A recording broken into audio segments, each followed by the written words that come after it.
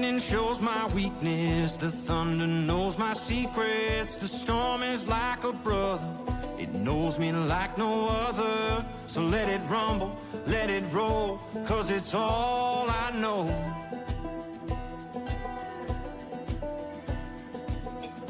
You can keep your calm and easy, but that peaceful life ain't for me. The harshest gales call out from the tree, like it can sense the reckless in me. And when the clouds roll in, it's like I'm home again. Don't need your safe and sound, let the rain come down. Let the rain come down. Let the rain come down. Oh.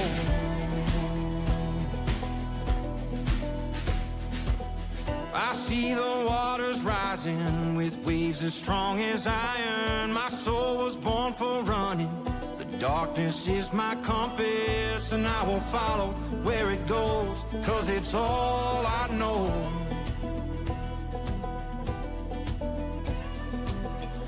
You can keep your sunshine story, but that peaceful life ain't for me.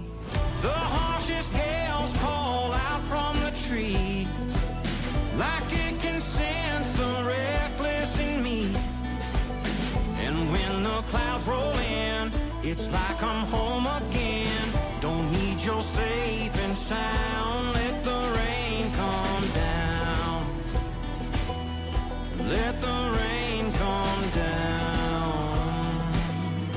Let the rain come down. Oh.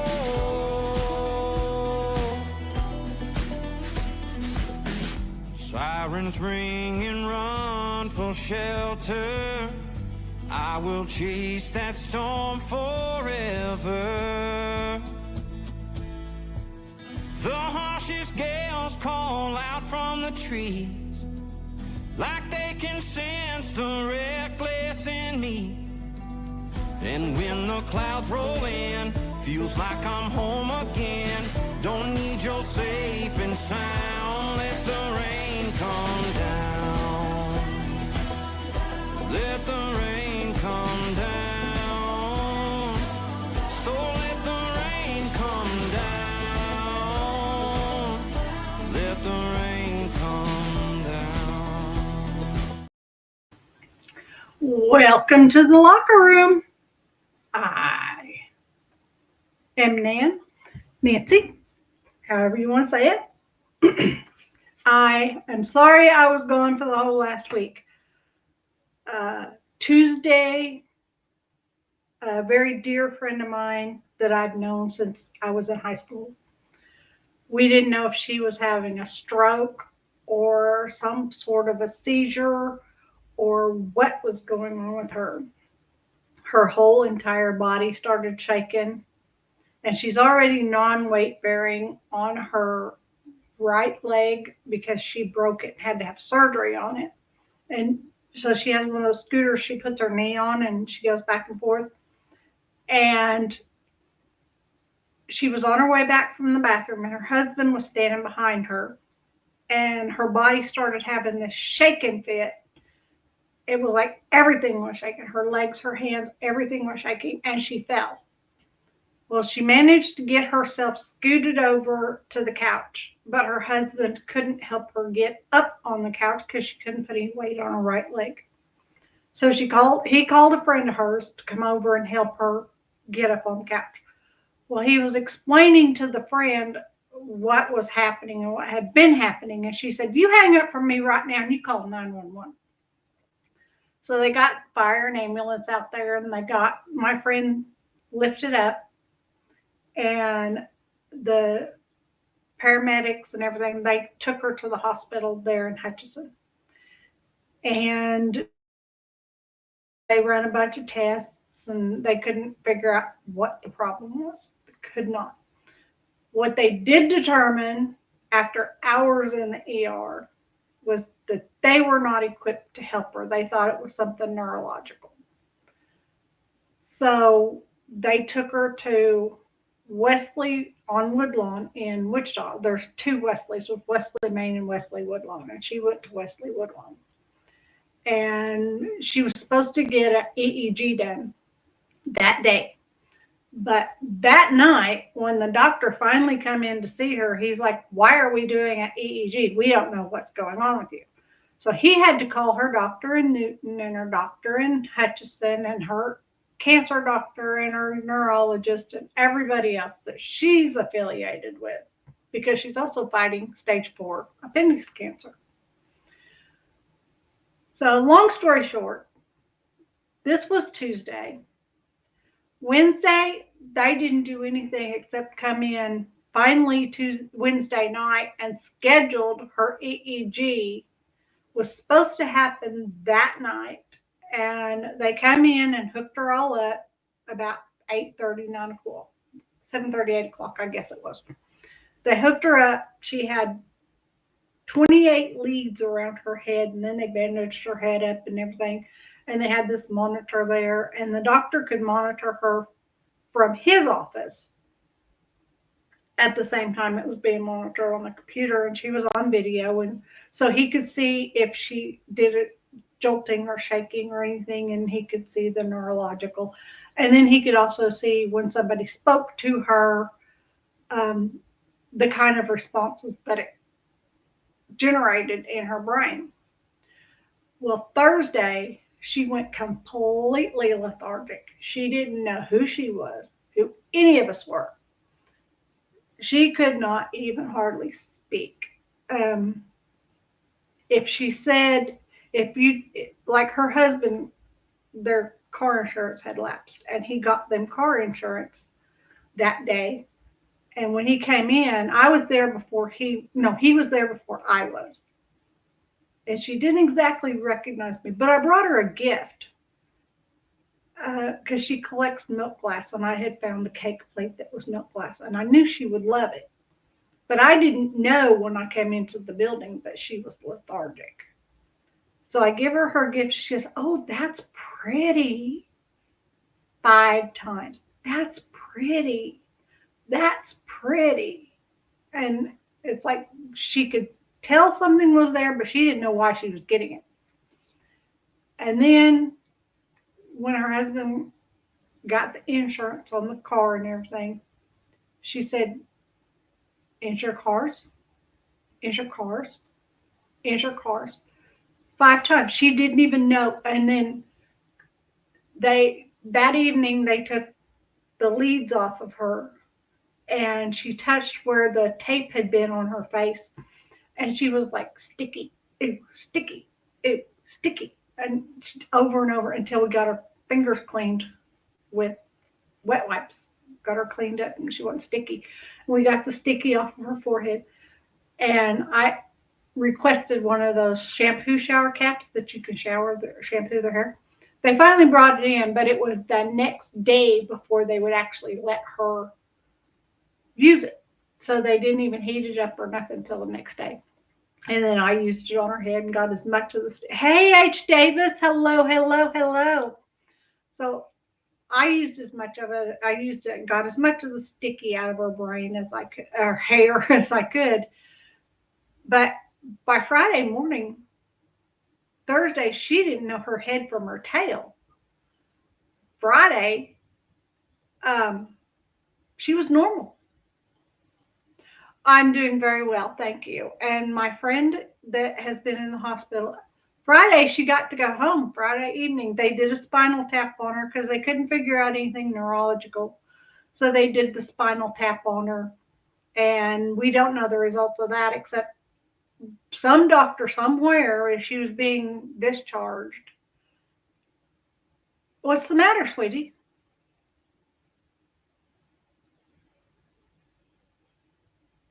Is there anything I can help with other than prayer? I can send lots of prayers. But anyway, Friday evening, she got to go home, and she's home with her family now. So we are very thankful for that. Okay, you go ahead and email me. and I'll see what I can do to help you. So she's home.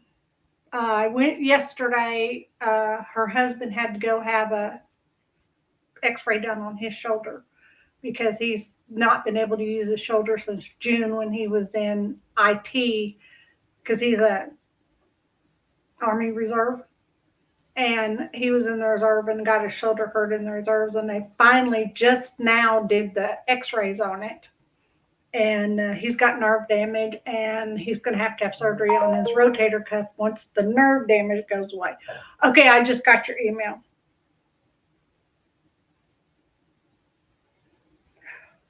Oh, I am so sorry to hear that. I didn't get all of it. I just got a little bit of it, but because my watch only gives me the main details. I'm sorry for that, and I will pray for you, and I'll read the email after my live is over. But anyway, Henry's back home, and she's with her family, and she's doing well. They put her on restless leg syndrome medicine, which is really weird because it helped stop the shaking in her legs, and she could stand up on one leg, and she could pivot and go to the toilet and do all that stuff. But and now she can get on her knee scooter and go to the bathroom and come back and everything. And now she's got home health that comes in 3 times a week to help her with nursing and physical therapy and occupational therapy and these kinds of things. So prayers keep going out for her. And I'm sure you're not. I am sure you're not, H. Davis. And I don't know how. On Thursday, when Henry was totally lethargic, her husband and I were crying and saying, we hope this isn't the beginning of the end. And we were praying for her, and everybody's been praying for her, and all the prayers are very much appreciated. Thank you, thank you. So now I'm going to try to be more regular being on here. I'm sorry that things happen and life takes me away. But when you're really good friends with somebody, you've got to be there for them. And because that's just what friends do. That's just what friends do. So, okay, let's get into the fair use. We're going to talk today about the Ellen Greenberg case. When it first happened, they said it was self-inflicted. But then after the judge who was sitting on the case is no longer an active judge and no longer part of the case, he changed it to homicide. And we're going to get into that, and we're going to see what's going on. Okay, so first off, we're going to do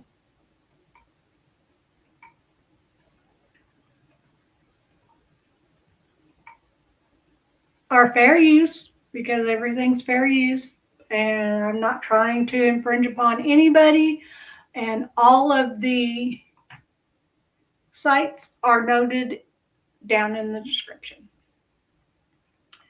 And it's terrible to talk about.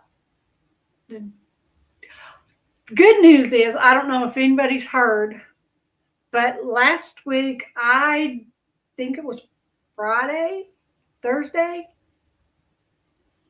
Wednesday, it came out that there's a new judge in, I want to say Hawkins County, in Tennessee. There's a new judge in the county in Tennessee where Summer Wells went missing.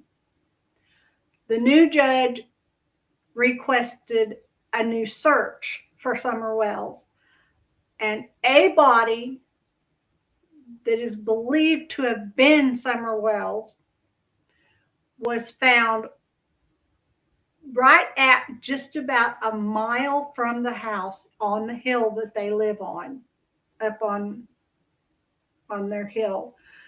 And they're not sure if the body was always there and just missed the first time they searched, because if they didn't search far enough out there, because it was in a really dense area, but they're not sure if she was missed the first time that they searched or if she was put there after the first search. But they had forensics out there, and it looks like my son just came in the front door. Forensics was out there, and they tested the ground to see how long she'd been laying there. They tested all the leaves to see if anything was broken, how recent it had been broken, and all this.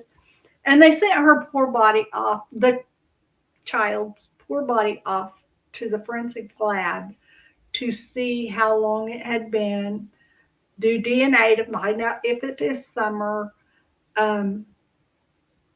And it could take weeks before we know for a fact if it's really summer or not. It didn't close the case for Summer Wells. It just opened a new chapter where the investigating is now going to really kick in. And Dawn and Candace and Grandma Candace are being really looked at. And also the friend, I can't remember what his name is. They had a friend that was with them that day. He went to the lake, to the river swimming hole with them. And then they don't know when he was dropped off. I'm sorry, I can't remember his name. He was underage, so I don't know that they actually said his name. But he gave one interview, and then he went totally radio silent. Wouldn't talk anymore about it. So we don't know yet, and I'm hoping we find out soon the truth about Summer Wells. If that actually was her body, I am so thankful she's been found. And once it goes to court and trial and everything, it can finally become a case closed and she can be laid to rest. So that's good news. That's good news. Okay, now let's get into, it's terrible to talk about the death of somebody when we had a close call with my friend, and I don't know what's going on with H. Davis, but it sounds like he had a friend that something tragic happened to. And I apologize, and I will pray for H. Davis for that if you're a praying person. Okay, so let's get into the death. Some of this is going to be reading, and there are a couple of videos in some of these. So I won't be totally reading everything. I'm not doing slides, I'm sorry. I'm not doing slides. Share screen. Share screen. Okay, we're going to go to Wikipedia. Because this morning I asked Rock, I said, give me a good case, true crime case that I can work on and do a deep dive on. And Grok gave me this information about Ellen Greenberg. And okay, I went to the eye doctor today to get checked for my diabetic retinopathy, and they dilated my eyes. And the retinopathy is gone out of my right eye. It's almost gone out of my left eye. And then after it's gone, then they'll talk about doing the cataract surgeries. That they're not pressing right now to need to be done, but I want to get them done anyway. So it's hard for me to see the computer screen. It's like I'm getting doubles and triples, and I don't want to put on them fancy glasses they gave me to go behind here so that I can see screens. So the white light from the screen is kind of bothering me. Okay, so the unaliving of Ellen Greenberg. Ellen Ray Greenberg, June 23, 1983 to January 26, 2011, was an American woman who died after sustaining 20 stab wounds. Her death was officially ruled self-inflicted, sparking extensive debate. And the pathologist who originally made the determination changed his mind in 2025. That's the one, not the judge. I'm sorry. I misspoke. I read this earlier and that was before I went to the eye doctor. Okay, so the pathologist originally made the determination, changed his mind in 2025, though it had no legal impact because he was no longer employed by the medical examiner's office. See, and I was thinking, Judge, I'm sorry. The background on the case: Ellen Ray Greenberg was born June 23, 1983, to Jocelyn Sandy Greenberg. She earned a degree in communications from Penn State University and her teaching credentials from Temple University and Chestnut Hill College. She was a first grade teacher at Juanita Park Academy in the Juanita neighborhood of Philadelphia. She lived in the Manayunk neighborhood of Philadelphia, where she shared an apartment with her fiance, Sam Goldberg. Now, I remember this case from when it first started, and I wasn't following true crime then, but I still had cable enough where I could watch the news and such like that. So I remember the case being on the news, and it was on YouTube and things like that. But I didn't watch much YouTube back then when it actually happened like I do now.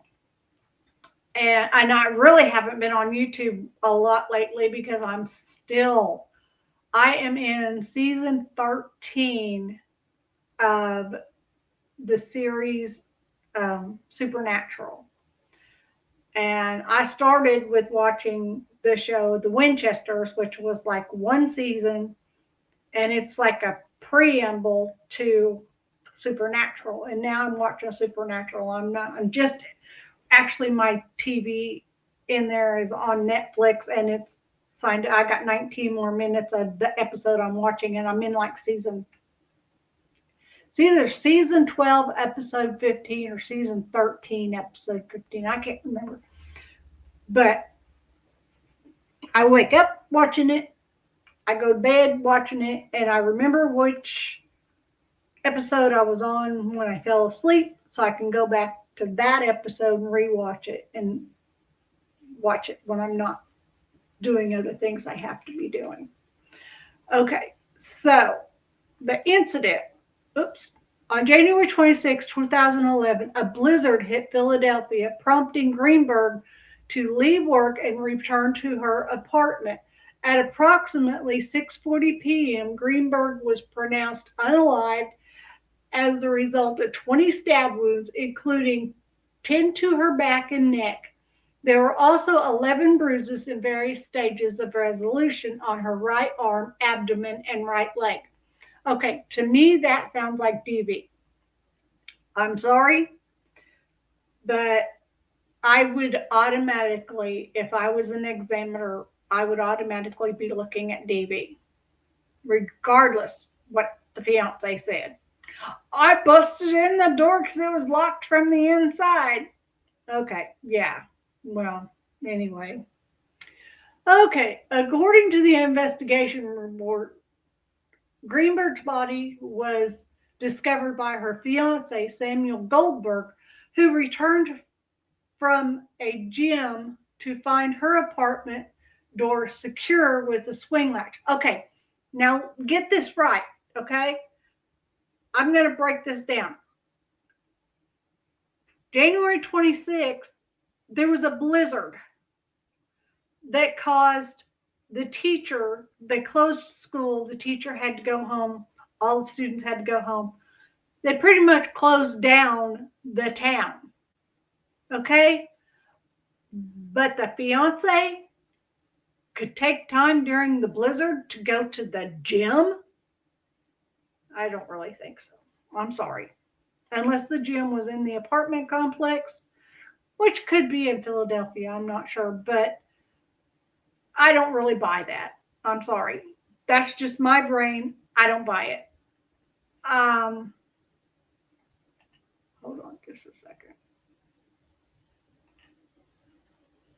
Oh, sorry.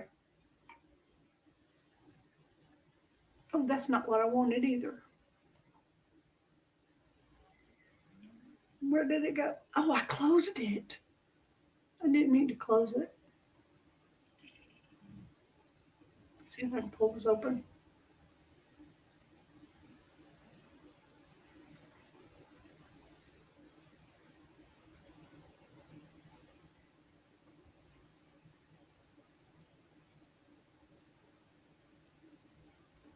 Well, shoot, fire, I lost it. Oh, maybe this is it. Yep, this is it. This is the one I want.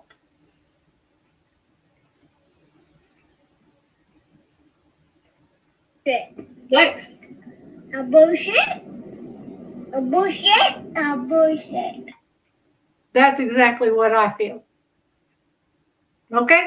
Now, on to the story. Uh, uh, Goldberg returned from the gym to find their apartment door secured with a swing latch and knocked it down after unsuccessfully trying to reach her.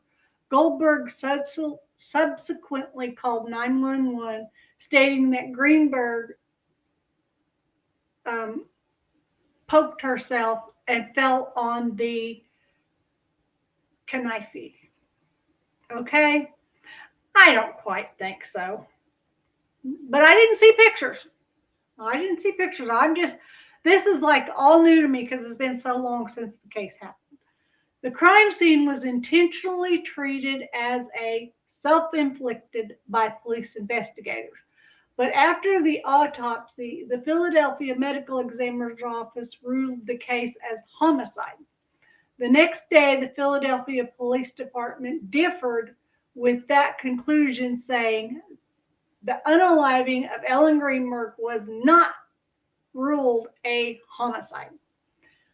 Homicide investigators are considering the manner of unaliving as suspicious at the time. The medical examiner's office then changed its conclusion, saying in February that the death was a self-inflicted. I do not believe that. I think some money switched hands there. The apartment was cleaned and sanitized on February 27th. Okay, she was found unalived on the 26th. Is that what it says? Yeah, on the 26th. And her apartment was cleaned and sanitized on the 27th after permission to do so was given from the police. James Schwartzman, Goldberg's uncle and prominent judge in Pennsylvania, also entered the apartment that day to retrieve work and personal laptops, phones, and credit cards belonging to both Goldberg and Greenberg. Police returned to the scene on January 28th after gaining a search warrant and also requested the retrieved items taken by Schwartzman. Okay, why would the police give them permission to clean and sanitize the apartment the day after the unaliving and then turn around the next day after it was cleaned and sanitized and want the items that Judge Daddy, went and got before the police could get them? I'm not buying this. I'm not smelling what they're stepping in. I'm sorry. In 2018, the Office of Pennsylvania Attorney General Josh Shapiro took over the case. In 2019, a spokesperson for Shapiro stated that evidence pointed toward Greenberg's death being self-inflicted and that the investigation had been closed. I don't buy that. Further investigation. On March 15, 2019, the Philadelphia juror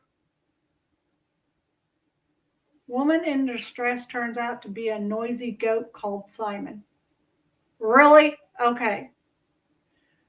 On March 15, 2019, the Philadelphia Inquirer released a front-page investigative report reviewing the suspicious circumstances surrounding Greenberg's unaliving. Pittsburgh forensic pathologist Cyril H. Wecht, who challenged the single bullet theory, also known as magic bullet, was introduced by the Warren Commission in the investigation of the assassination of U.S. President John F. Kennedy to explain what happened to the bullet that struck Kennedy in the back and exited through his throat. Given the lack of damage to the presidential limousine, consistent with it having been struck by, I don't know what the rest of that was. Okay. The single bullet theory of the John F. Kennedy Association reviewed the case, determined it was strongly suspicious of homicide, and said he did not know how they wrote this off as self-inflicted. Similarly, forensic science Henry Lee, who testified for the defense in the O.J. Simpson murder trial, reviewed the case files and concluded the number and types of wounds and blood-stained patterns observed are consistent with the homicide scene. One significant point of contention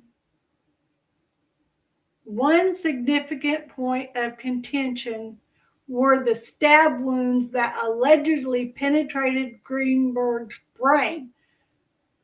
Okay, you can't have one and be used in a plural. One can't be used in a plural. So that sentence was written wrong. I'm sorry. I'm not a grammar teacher, but that was written wrong. I'm grammar policing it. Okay.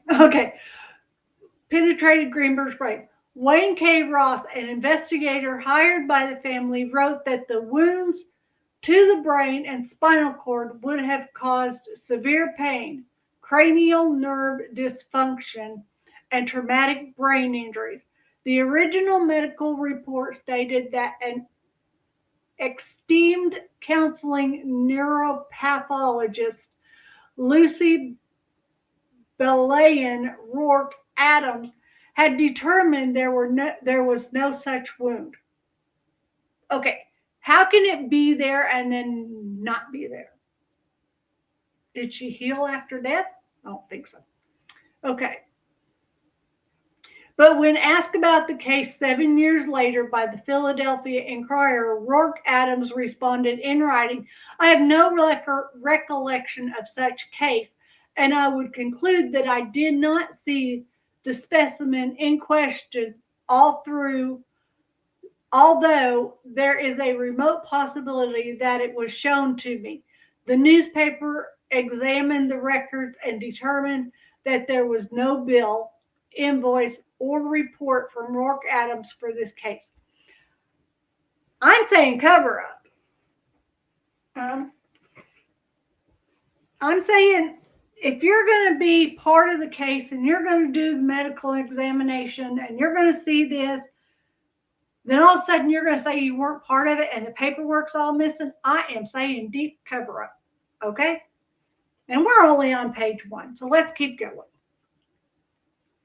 Initially, investigators thought the apartment door had been locked from the inside using a swing bar latch, and reported that Goldberg had been with the security guard when busting it open. The manager of Greenberg's apartment building later claimed that the door being latched did not prove Greenberg had locked the door from the inside. The security guard in question said he was not there when Goldberg forced the door open. And security footage showed Goldberg without the security guard on the elevator just before the 911 call was made.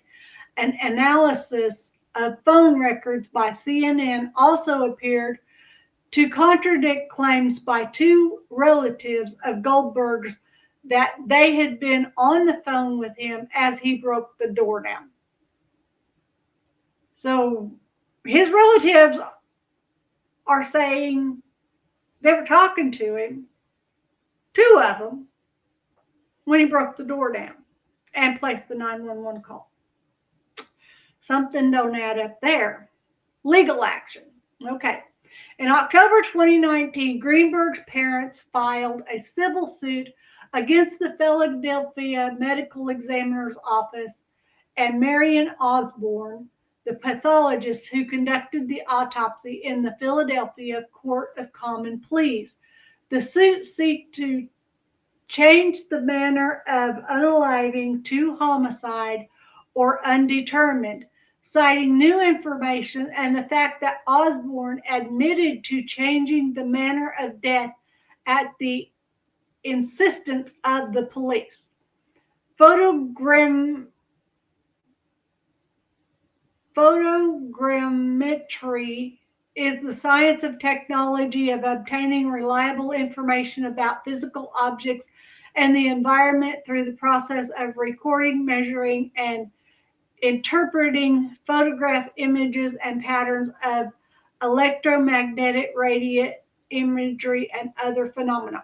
Okay, which was unavailable at the time of Greenberg's unaliving, created a 3D anatomical recreation of her wounds and demonstrated that not all of her stab wounds could have been self-inflicted. I can agree. In January 2020, the Philadelphia Court of Common Pleas allowed the case to proceed past the motion to dismiss stage. The trial was set to begin in 2021.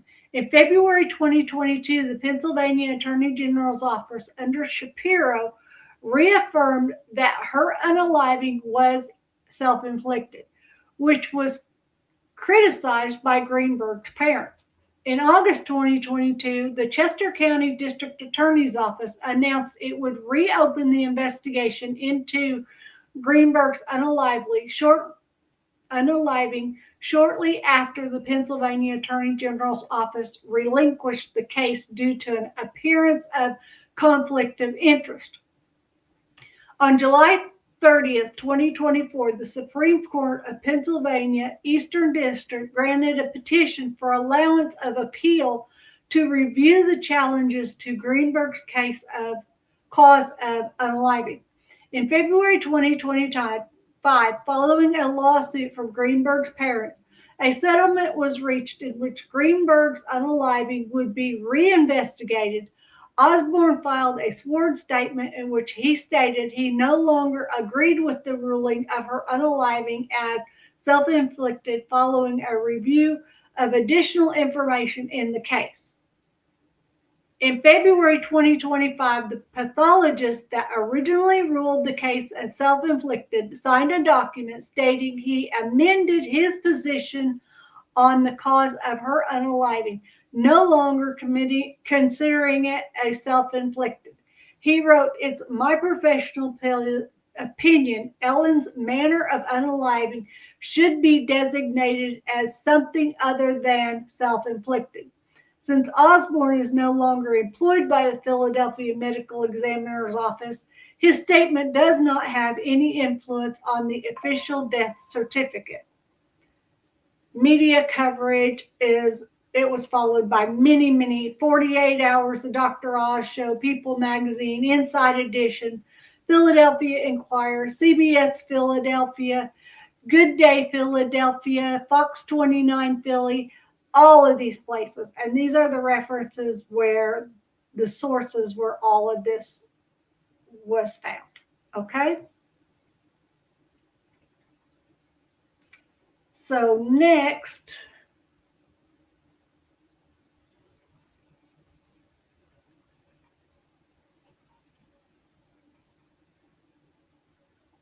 we go to MSN.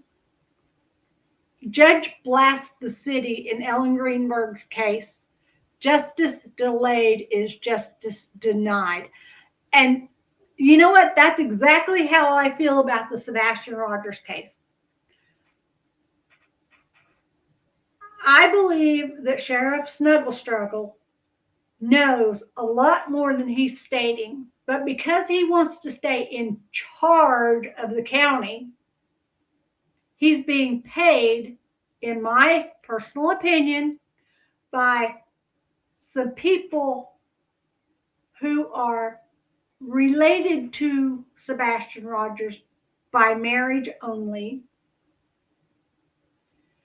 I believe Sheriff Snuggle Struggle, say that 10 times real fast with false teeth, is being paid to keep silent.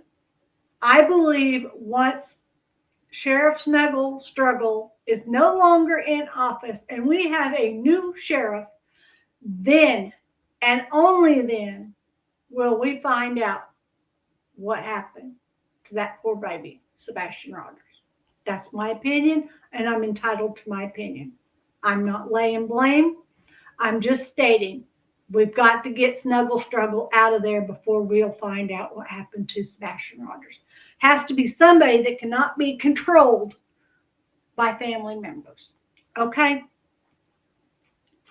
As part of the city's settlement with parents of Ellen Greenberg, whose 2011 unaliving by 20 stab wounds was ruled a homicide, then switched to self-inflicted, Philadelphia agreed to have its medical examiner's office conduct an expeditious re-examination of the case. But 7 months after that agreement was reached and 5 months after it was signed, the office still hasn't completed the re-evaluation. As a remote hearing on Zoom Wednesday, seeking to compel the city to produce its findings, Philadelphia Court of Common Pleas Judge Linda Carpenter chastised the city's solicitor's office and city attorney Michael Pestrick for the delay. It's ridiculous, and you obviously just don't care, and that's probably why the Greenbergs are so frustrated, because if the city cared, expedited means a week or 10 days. Carpenter said, now so much time has gone by, and by now, how will they have any faith that it was done fairly? Justice delayed is justice denied. At one point, Carpenter questioned whether she could conduct a hearing to change the manner of death of Greenberg's death certificate, which remains homicide, to undetermined herself, and she floated the idea of forcing the already settled case back to trial. Why don't I put this back on the trial list? Say the settlement hasn't happened. There's been a breach of the settlement, Carpenter said. But after Carpenter, Pestrick, and Joseph Padrazzo Jr., the attorney representing Ellen's parents, Joshua and Sandra Greenberg, met in a private breakout room for more than a half an hour, Carpenter agreed to continue the case until October 14th. We'll see where we are then, she said. I've heard the city. I understand that there has been a process that's been going on. While I did express some concern that it wasn't an expeditious, as the court thinks expeditious means, I do understand that there are other things that go on in the city. Homicide to suicide. Ellen Greenberg, 27, was found by her fiancé, Samuel Goldberg, in the kitchen of their Manayunk apartment with a 10-inch knife lodged in her chest on January 26, 2011. Investigators on the scene treated her unaliving as self-inflicted because Goldberg told them the apartment door was locked from the inside and he had to break it down to get in. There were no signs of an intruder, and Greenberg had no defensive wounds, police have said. But the next morning at her autopsy, the assistant medical examiner, Marlon Osborne, noted a total of 20 stab wounds to Greenberg's body, including 10 to the back of her neck, along with 11 bruises in various stages of healing, and ruled her unaliving as homicide. Police publicly disputed the finding of Osborne, later changing his ruling to self-inflicted, with no explanation to Greenberg's parents. In search of answers, Joshua and Sandra Greenberg retained numerous independent forensic experts who have questioned authorities' findings as first detailed in March 2019 Inquirer article.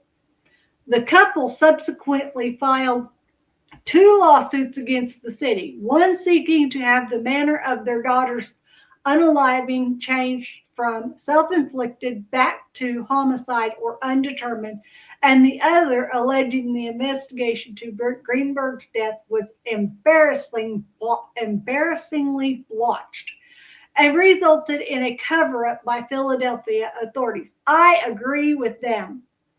I agree. They did right, because it sounds like a complete cover-up to me. But I'm nobody. I'm just me. After years of fervently battling both lawsuits, the city settled with the Greenbergs in February, shortly after Osborne signed a sworn verification statement in which he said that the basis on new information, he now believes Ellen's manner of unaliving should be designated as something other than self-inflicted.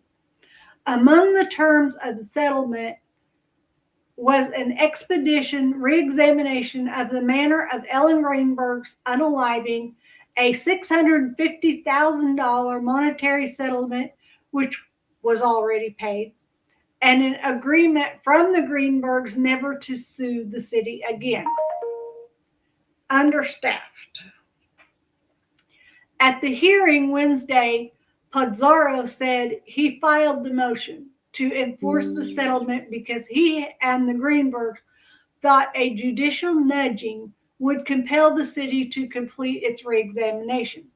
Pestrack said the medical examiner's office and chief medical examiner Lindsay Simon have been reviewing the case since April, and the city solicitor's office has provided all necessary information, including the police file. The only thing that was unforeseen that slowed the medical examiner's office down was the strike in July, which caused the medical examiner's office to be understaffed. Pestrack said, referring to the AFSCME District Council 33 strike this summer. Pestrack proposed inviting Podraza to the office and making Simon available to explain what she's done to her review so far and what she still has left to do. Carpenter questioned why Pestrack didn't invite Podraza to such a meeting before the hearing, or why he didn't bring Simon to the hearing or present evidence at it. From the beginning, I've never really understood why this just couldn't be changed to undetermined because of the circumstances. Carpenter said, I don't understand what needs to be re-looked at. Okay. I agree with the judge. It should be re-examined, and he doesn't understand why, or she doesn't understand why they couldn't have just concluded this in the beginning. I mean, I'm sure if I felt like one of my children was unalived maliciously, I would do everything I possibly could do. Refinance my home, do everything I could to get a good enough attorney to make sure that it was not on her death certificate that it was self-inflicted. Or his death certificate, because I have, between my husband and I, we have 4 girls and 2 boys. Okay, so yeah, the oldest and the youngest are both boys, and all 4 in between are girls. So yeah, I would make sure. Okay, so we're going to go, as I believe many of you would as well. Okay, this one has a video, and it is from 6 ABC Action News 24/7 Live. I'm going to state again, this is fair use, and I'm going to use this video to find out what they have to say. Let me enlarge it.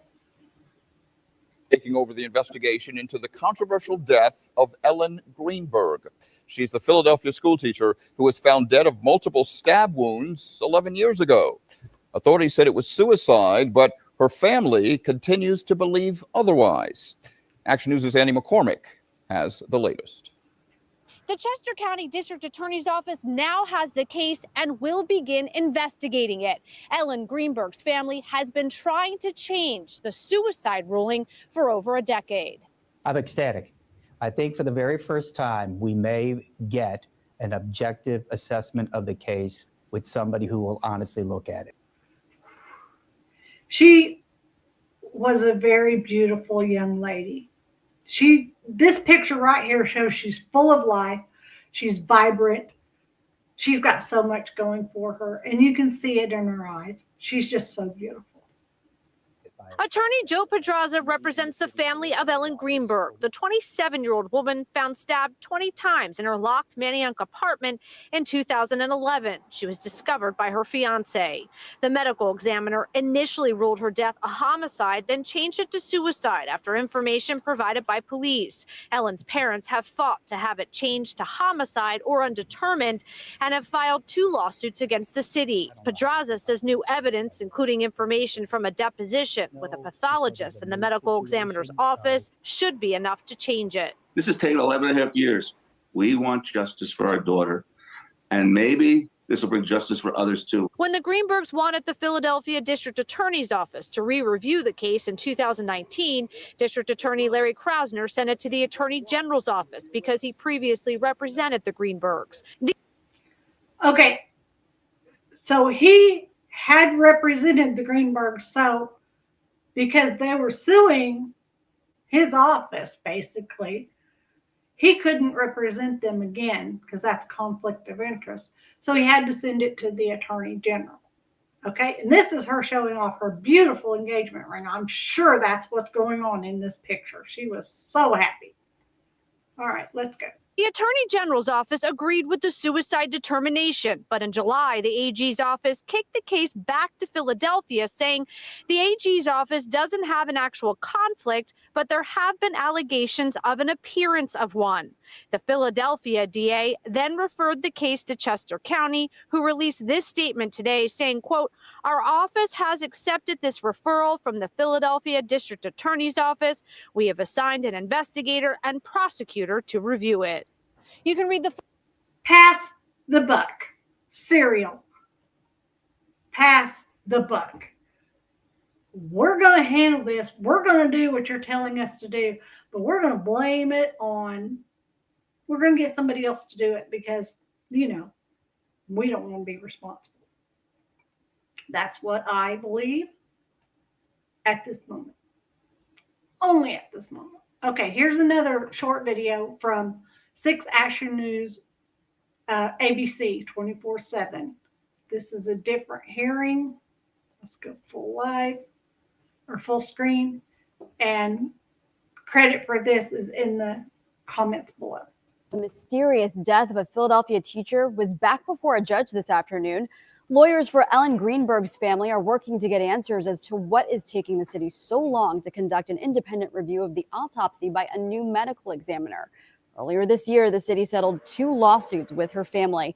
A key part of that settlement was the Philadelphia Medical Examiner's Office agreed to reopen and review her death. But Greenberg's attorney says that has not happened. I'm curious, has her body been laid to rest or is it still on ice so that it can be re-examined? I'm curious. Ellen Greenberg was found with 20 stab wounds in 2011. Her death was ruled a homicide and then controversially changed to suicide. Her family has long sought to have her death reclassified from suicide to homicide or undetermined. The next hearing on that matter will continue in October. Okay. So they're going back to trying to determine what happened. They're not wanting to know what happened. They're wanting to prove that she didn't do it herself. Serial. They're wanting to prove that she did not do it herself. And I don't believe she did it herself. I really don't. Next. This is from MSN, also Court TV, and Nancy Grace.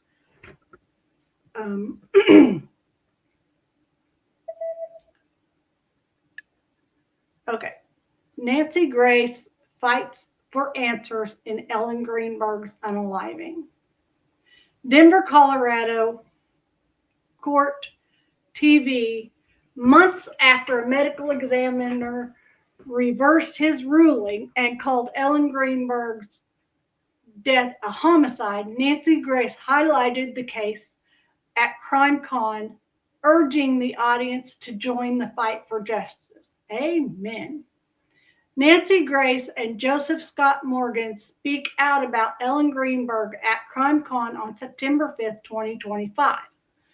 Greenberg, a 27-year-old Philadelphia school teacher, was found stabbed to unaliving in her apartment on January 26, 2011. Dr. Marion Osborne initially ruled the unaliving as homicide, but changed the ruling to self-inflicted just days later after a closed-door meeting with Philadelphia police and the district attorney's office. Now, what was said behind closed doors? We're going to give you money if you'll change that plea. We don't want our police officers to look bad. And we don't want to deal with this big old heavy case. Well, the family's making them deal with it, okay? This beautiful young first grade teacher at Juanita Park Elementary School was poked at least 20 times, including 10 times to the back. Grace said as she introduced her case to the CrimeCon audience, how can a woman be stabbed 10 times in the back, plus so many more, and that be self-inflicted? Grace asked, suggesting that not even 5-time Olympic gold medalist Nadia Comaneci would be able to create the poke wound to herself. Joining Grace was frequent Court TV guest and forensic pathologist Joseph Scott Morgan, who highlighted autopsy photos showing bruising to Greenberg's neck and wrist. These are textbook strangulation marks, Morgan said. So she strangled herself to subdue herself before she stabbed herself? Morgan suggested that Greenberg was held down by her neck while she was being stabbed, and said that self-inflicted is the case in this case is an empirical impossibility. I've been around a lot of unalived bodies, Morgan said. I never had one attack me with a knife. This is the bruising around her neck. You can see like a thumb mark and finger marks here. So somebody was holding her in this manner. Marks are seen on Ellen Greenberg's neck in a post-mortem photo. Grace, who has deployed a close relationship with the Greenberg's parents, a close relationship with Greenberg's parents, told the audience the family has spent their life savings trying to prove their daughter did not take her own life. The Greenbergs said they can't even bear to visit her gravesite. Okay, that answers my question. She has been laid to rest. Despite Dr. Osborne formally reversing his ruling and calling the death a homicide, no suspects or persons of interest have ever been named. Who is being protected and why is it at the cost of justice? Grace asked. When audience members pressed for more details about Greenberg's fiancée, Grace noted only that his uncle is a judge who works with the Judicial Nomination Committee. There we go. My uncle is way high up, and if you ever want to be a judge, you will make sure that I don't go to court. Yeah. Okay. That's the way that looks to me. And I'm entitled to my opinion, as you are. Now, the last one we've got to look at today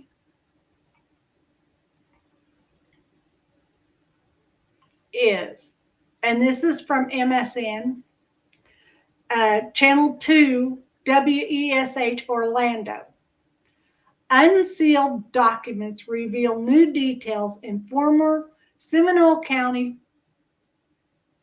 tax collector Joel Greenberg.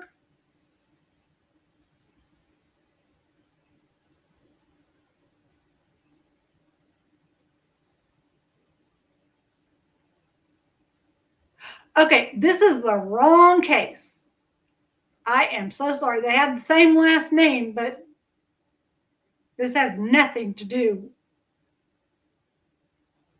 with the case we're discussing. Okay, I apologize for that. I did not mean to bring something up, although I might like to look at that one tomorrow because, you know, the trafficking that they were talking about is never, ever acceptable.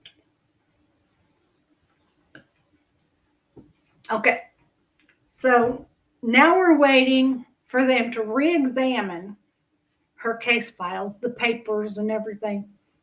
Now, if the one medical examiner who says she doesn't recall the case at all, but it might have been shown to her, and there's no paperwork proving that she was ever on the case, if her information has been covered up and we'll call it shredded, because we don't know, but it's not around. How much more information has been shredded? I wonder what a re-examination into this is going to find out. How can somebody, now there's no way that you can do this 10 times, because one time right to your neck is going to, it could paralyze you where you couldn't do anything after that. You're not going to be able to do this and go 10 inches into your body. And she didn't look like she was 10 full inches from front to back anyway. So it would have had to have gone, you know, if she landed on it right here, that doesn't look like 10 inches to me from the front here to the back there.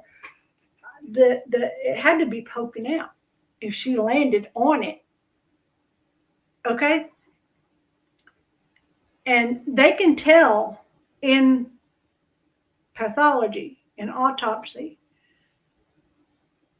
whether the blade went in from the front or did it go in from the back, regardless if it went all the way through or not. And I seen one case on TV. I think it was what I was watching. What's that Dick Van Dyke show where he's a medical examiner type person that solves mysteries. Anyway, you know what I'm talking about. I haven't watched that show in a long time. But the weapon, the sharp-edged weapon that was being used to unalive the person in the show was created by ice, frozen water, because there's no way that they can determine. You can't get fingerprints. It could be sharp enough to do the damage, but it's going to melt away. So you do it with an ice blade, then you drop it down the garbage disposal and melt it. Evidence gone. That's far-fetched. I'm sure that's not what happened to this wonderful teacher. But if I find out anything more as the case, because it said that they're supposed to make a determination in October. But I'll keep watching Nancy Grace to see if she learns any more. Because if anybody's going to get any information, she will get it first. It just works that way. She's just that person. So anyway, I thank you for being here. Do something nice for someone, even if it's just be the reason they smile, and search for crime. Have a good evening.